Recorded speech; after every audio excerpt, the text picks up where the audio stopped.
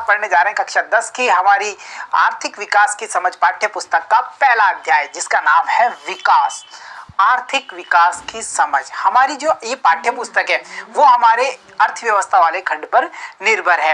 अर्थव्यवस्था वाला जो खंड है हमारा, उससे हमें हर साल काफी सारे क्वेश्चंस हमारे क्वेश्चंस पेपर में देखने को मिलते हैं। जैसे अगर हम बात करें इसी चैप्टर को लेकर के, यानी जो हमारा चैप्टर विकास है अध्याय 1, इसकी हम बात करें तो प्रीवियस ईयर का जो हमारा क्वेश्चन था वो यहाँ से हमें सीधा पूछा गया था कि विकास में ऋण की भूमिका को स्पष्ट कीजिए। अब हम इस क्वेश्चन का आंसर लिखने जाएं तो उससे पहले हमें किन किन चीजों की जरूरत पड़ेगी?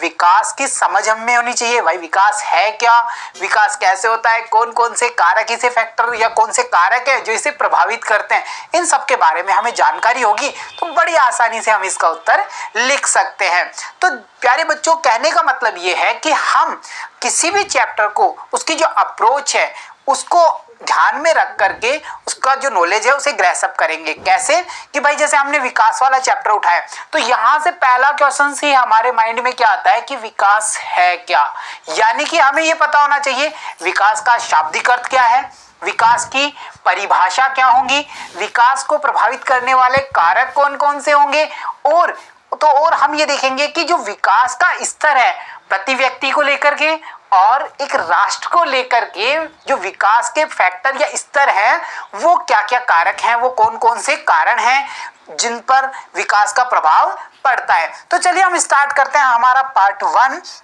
जिसमें हम देखेंगे विकास की मूल अवधारणाएं, यानी विकास की परिभाषा से लेकर के इसको प्रभावित करने वाले जो कारक हैं उन सब के बारे में। तो देखिए, सबसे पहले हम बात करें जो हमारा चैप्टर है उसके नाम की, विकास।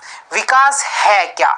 जैसे ही ये शब्द हमारे सामने आया हमारे दिमाग ने क्या कहा कि भाई विकास का मतलब है कि उन्नति, तरक्की, प्रगति, परिवर्तन, ये शब्द हमारे सामने आए तो हम कह सकते हैं सरल शब्दों में कि विकास का जो शाब्दिक अर्थ होगा वो होगा तरक्की।